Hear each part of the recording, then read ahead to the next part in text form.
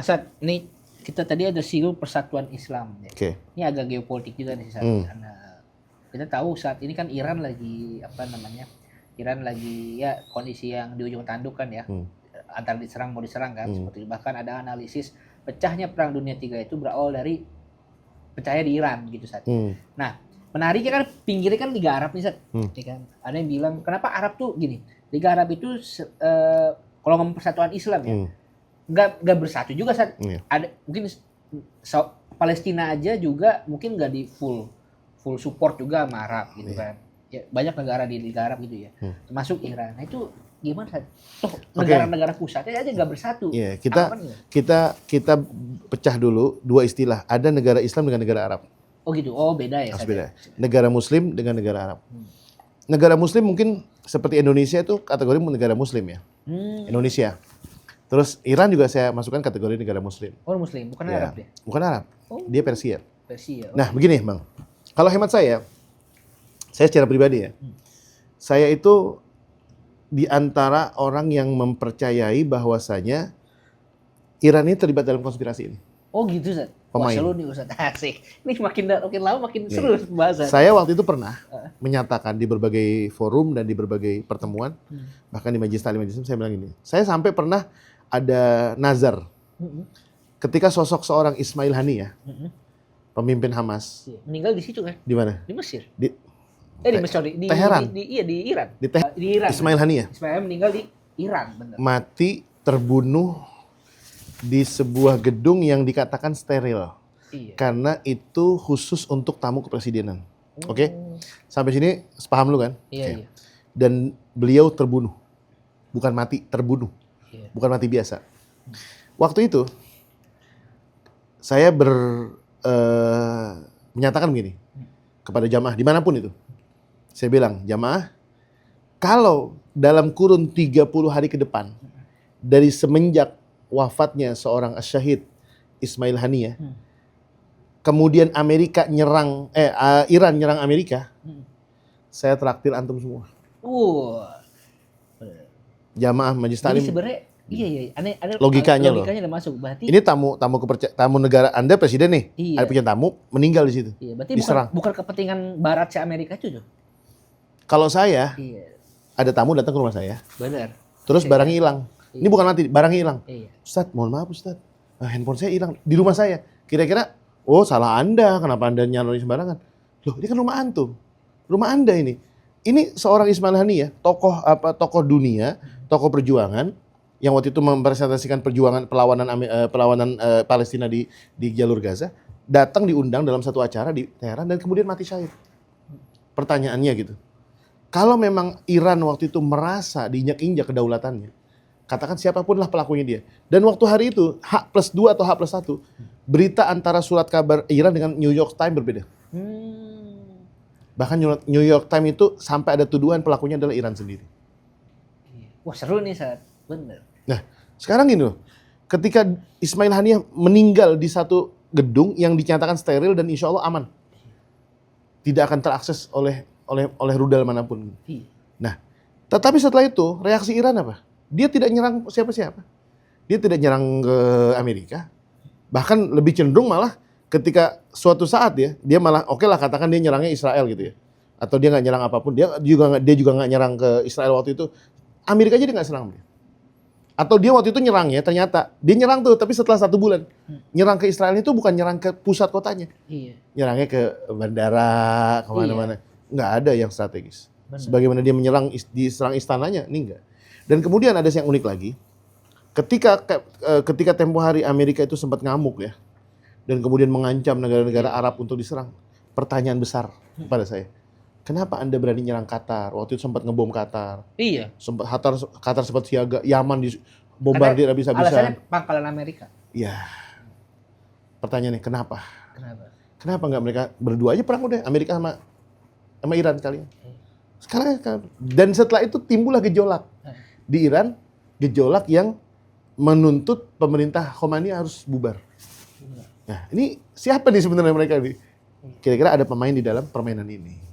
Nah, menurut saya sih, kalau membaca tentang geopolitik seperti ini, kita harus kembali kepada prinsip yang Muslim itu siapa. Dan kalau ngelihat track record, mohon maaf ya, Syiah itu memiliki banyak catatan sejarah pengkhianatan. Oh iya sih. Bagi kita nggak asing. Benar-benar. Gitu.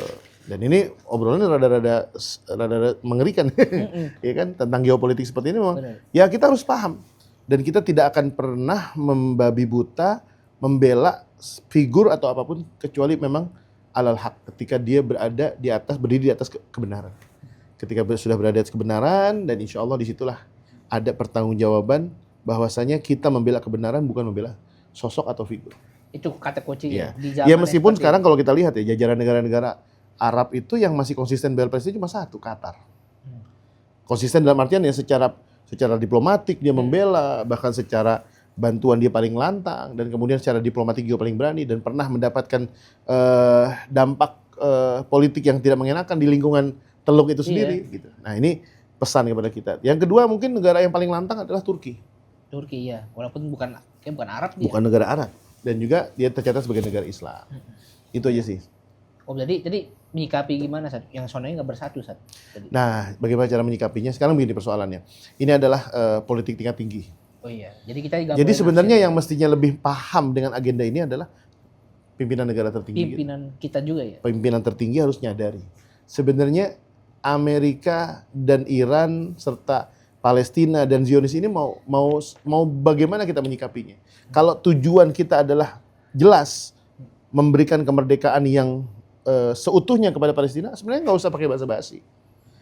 Ketika sekarang saat sekarang adanya wacana misalnya Amerika malah membuat Board of Peace ya.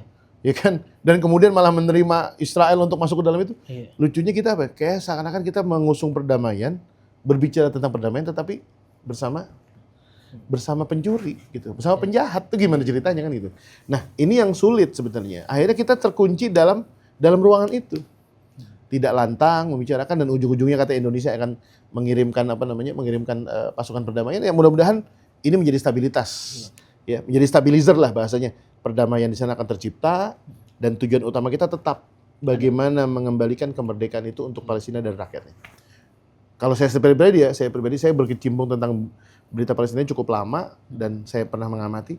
Memang yang diusung sekarang ini adalah double state ini.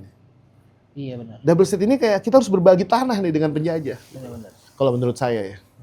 Jadi kurang lebih jangan sampai kita terjebak dengan framing atau mungkin narasi-narasi yang mungkin secara garis besar ya mereka tidak memahami betul.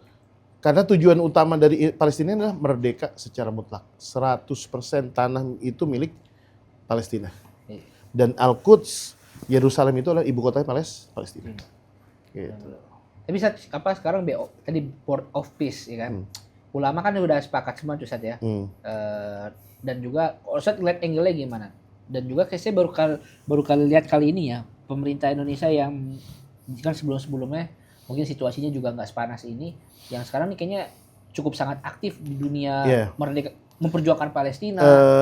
Gitu. Masing-masing kayaknya menjaga kemaslahatan politik mereka ya, menjaga agar sikap politiknya itu aman, tidak merusak hubungan diplomatik dengan negara-negara besar atau negara-negara adidaya, dan kita juga paham sebenarnya.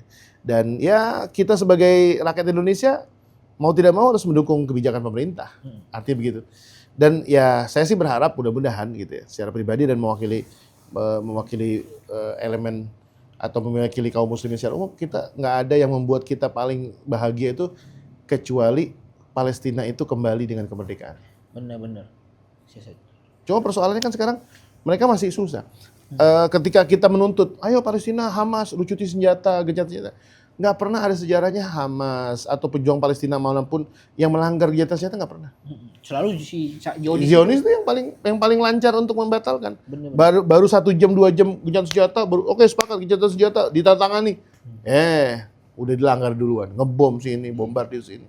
Dan ini persoalannya adalah memang jejak atau gen pengkhianatan itu bukan di kaum muslimin.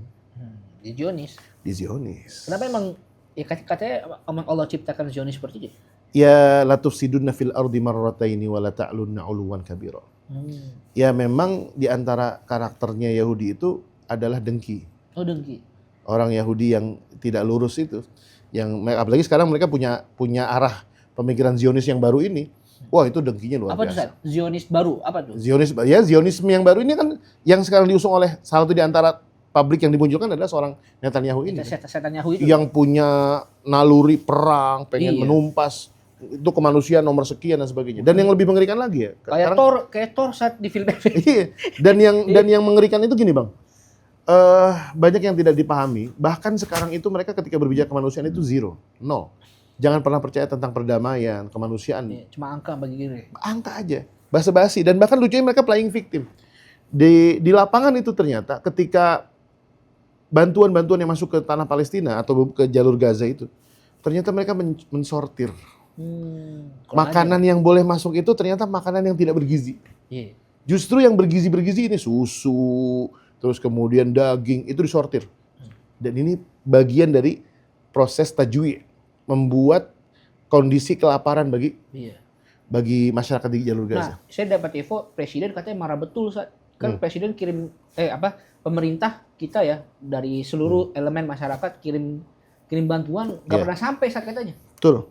Ya itu tugas kami sebagai rakyat itu selesai. Iya. Kami hanya bisa berdonasi. Dan harapan besarnya adalah kepada pemerintah untuk bisa mengawal bantuan itu sampai ke tangan para pengungsi-pengungsi Gaza atau para korban-korban perang di jalur Gaza. Sama halnya ketika saudara kita yang ada di Aceh beberapa waktu yang lalu ketika tertimpa bencana. Bahkan sampai sekarang masih ada yang masih terjebak dengan musibah itu di Tapanuli, Sumatera Utara, Sumatera Barat. Mereka lagi mencoba untuk bangkit. Harapan kita apa sih yang kita nggak lakukan? Dari Jakarta kita berdonasi dari masjid ke masjid, dari majlis taklim ke majlis taklim, bahkan rekan-rekan Muhammadiyah melakukan ada satu gerakan di satu Jumat itu semua tromol, semua infak Jumat dikerahkan, bahkan terkumpul 70 miliar atau 7 miliar saya lupa. Nah, cuma pengawalan itu kan berhasil. Iya. Sampai ke mereka tuh ada yang jadi bahan makanan, ada yang dibuat obat-obatan, ada yang dibuat untuk kendaraan, membangun jembatan dan sebagainya. Nah, kita juga sama, rakyat Indonesia pengen bantuan mereka itu real gitu. Kita pernah ngumpulin duit, bahkan jutaan rupiah, ratusan juta, bahkan miliaran, triliunan terkumpul. Dan harapan kita apa? Terbeli barang dan dipakai. Iya. Saya yakin Pak Presiden kalau dengar tahu info misalnya ternyata bantuan itu bahkan disortir, dibuang-buang gitu. Iya. Dagingnya udah rusak, mungkin bahan makanan pokok udah rusak, ya mau nggak mau dia harus dibuang. Dan saya kira Presiden juga akan sedih juga sih. Dia kalau tahu ini, ya kayak seakan-akan percuma juga perjuangan umat Islam kita gitu ya. Benar. Gitu kurang lebih. Ustadz, jadi penutupnya nih, apa pesan Ustadz? Jadi kalau saya pengen dapat wejangan dari Ustadz untuk teman-teman Gen Z, ya bahwa Gen Z kan kadang apatis, kadang ya. Tapi sebenarnya dia melek sih. Cuma bagaimana meng-awareness-kan bahwa kepentingan Islam ini di situasi yang kayak gini tadi, fakta-fakta baru ini sangat penting. Gimana, Ustadz? Pertama begini, bekali ilmu dengan sejarah. Oh, sejarah Kondi. Bekali ilmu dengan sejarah. Jadi sejarah itu bahasanya akan terulang. Iya, tuh. Sejarah itu akan terulang. Jadi ketika dulu Rasulullah SAW, pelaku sejarah Islam dari mulai beliau dilahirkan sampai beliau berpulang ke rahmatullah, itu saya termasuk yang meyakini perjalanan dakwah beliau selama kurang lebih 23 tahun itu, ya sebagai seorang nabi ya, artinya 10 tahun di Mekah, kemudian 11 tahun itu atau dikatakan ada yang mengatakan 22 tahun ya, 23 tahun gitu. Itu ada yang mengatakan seperti itu semua adalah bukti. Ini loh perjalanan dakwah kita, dan itu mesti menjadi acuan bagi teman-teman Gen Z dan sebagainya. Yang kedua, pahami Islam itu secara universal. Iya. Jangan parsial. Benar aja bagus. Dan ini butuh teman ngobrol. Nah, iya benar. Butuh pembimbing, butuh guru, butuh ustadz. Jangan cuma sekedar mencerna sendirian, ngambil kesimpulan, berasumsi, YouTube, kemudian kadang dicocokologi dari A ke B. Iya. Nah, yang ketiga, yang perlu adalah bagaimana kita membaca fenomena ini dengan bijak. Jangan tergesa-gesa. Dan apa yang kita lihat, dan yang penting jaga keimanan kita. Benar. Ya, perbanyak ibadah, berzikir, kemudian perkuat ilmu agama, dan percaya bahwasanya kejayaan itu hanya di tangan Islam. Gitu. Oke, baik. Terima kasih Bang Fadil. Terima kasih banyak. Mudah-mudahan sehat selalu. Iya. Insya Allah ketemu lagi di podcast selanjutnya. Amin. Kita tuh teman-teman jangan lupa di komen, like, dan subscribe. Assalamualaikum warahmatullahi wabarakatuh. Waalaikumsalam warahmatullahi wabarakatuh.